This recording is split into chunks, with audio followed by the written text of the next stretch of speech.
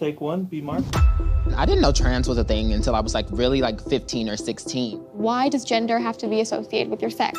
I once had someone say to me, like, why would we use like common like American language? Saying that they, them pronouns shouldn't be used for under the non-binary trans umbrella. I'm a person, you're a person, I treat you with respect, so I deserve it back. I think a lot of the time it's just because people don't know a young trans person, so there's just this like theoretical idea about this in their head.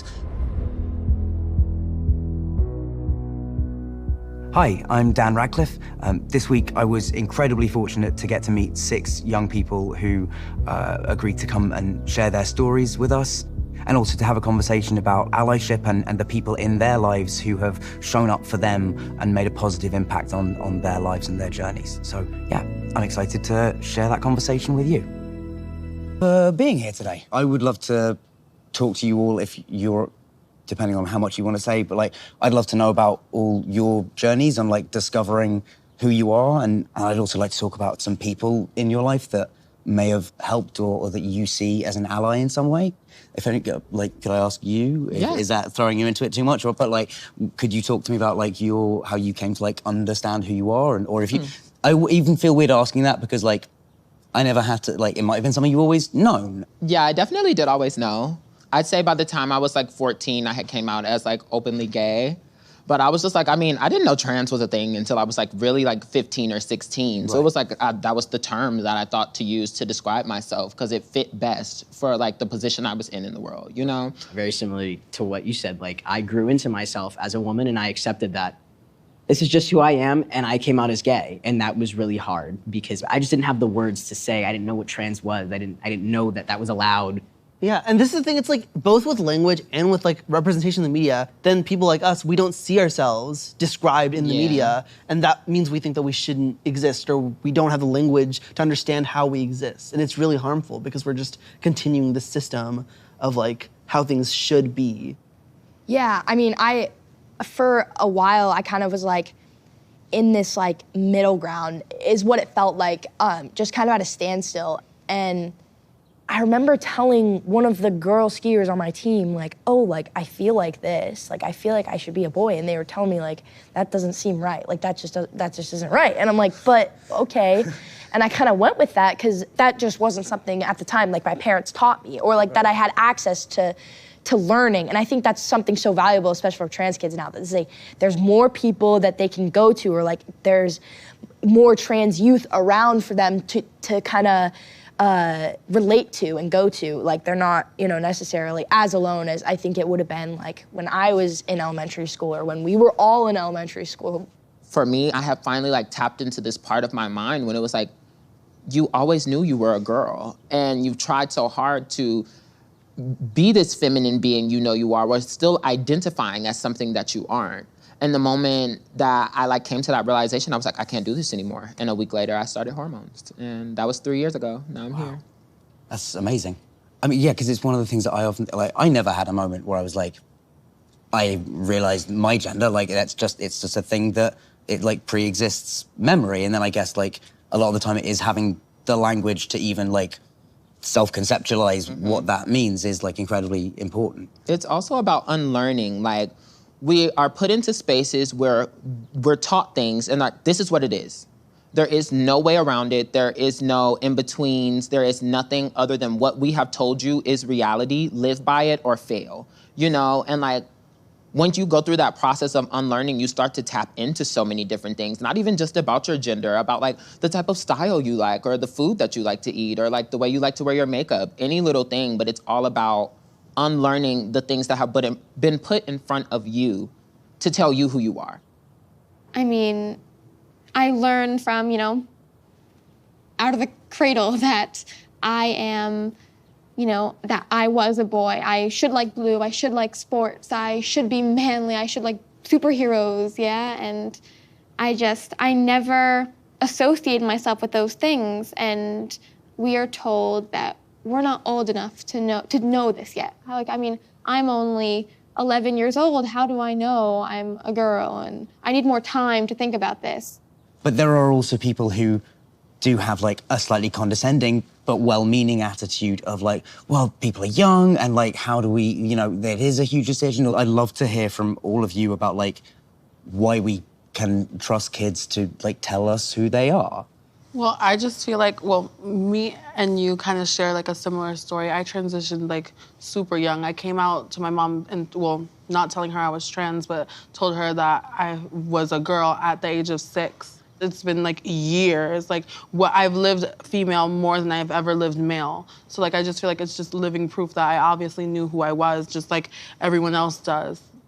I don't understand why I can't just decide that I'm a girl. If it's a big decision to decide I'm a girl, it's a big decision to decide I'm a boy. Right. It's the same thing. There's no age. You don't have to be 18 to decide that, oh, I am who I am.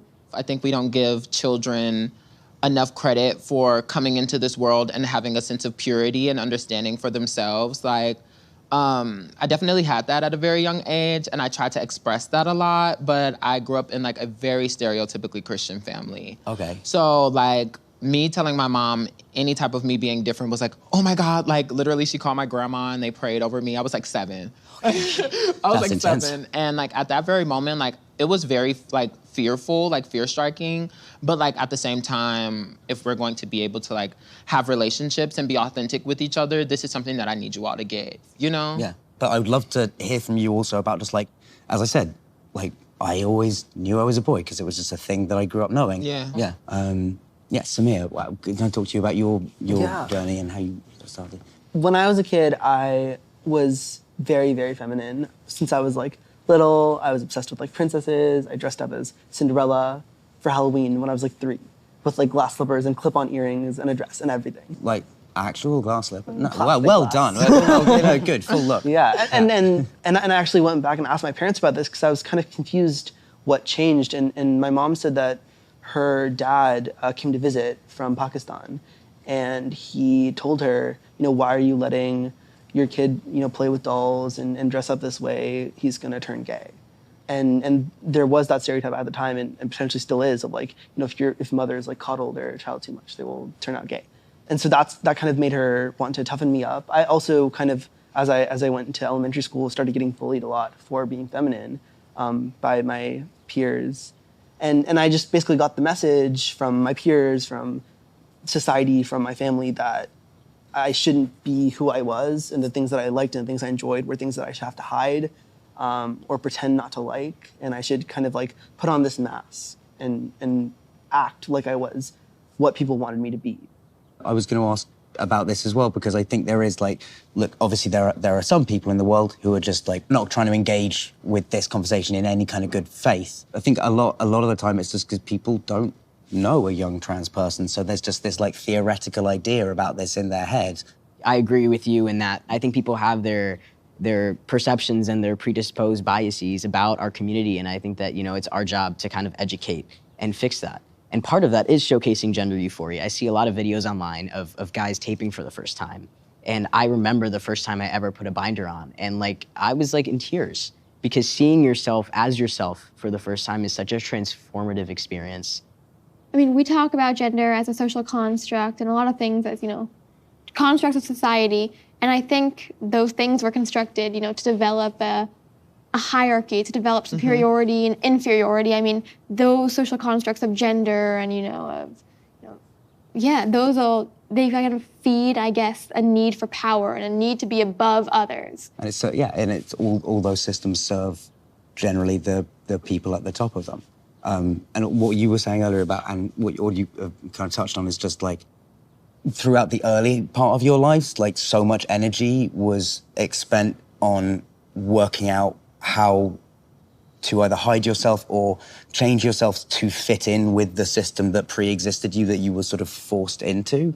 Yeah, and I think it's so ingrained in all of us. I mean, as you can tell from my journey, it was so ingrained in me too, this gender binary and the system that we are living with, but, you know, have not always lived with. And so much of I think the reason there is so much undue consternation about transness and non-binary people is that, without realizing that so much of the world hinges on a gender binary. You know, I think that's kind of like where maybe my experience is a little bit different from people who are you know, a trans girl or a trans guy is that I didn't, you know, always know deep down what my gender was. It was more that like I just didn't feel like it should matter. These things that were being placed on me, gender didn't like have any bearing in who I was. And that's also something that I feel like people who are in the closet or who, you know, haven't figured themselves out yet, they're often not given enough support. So it's so helpful to have people who just care about you and want you to succeed and grow and be yourself. And I think, you know, ideally everyone would be like that. Definitely, like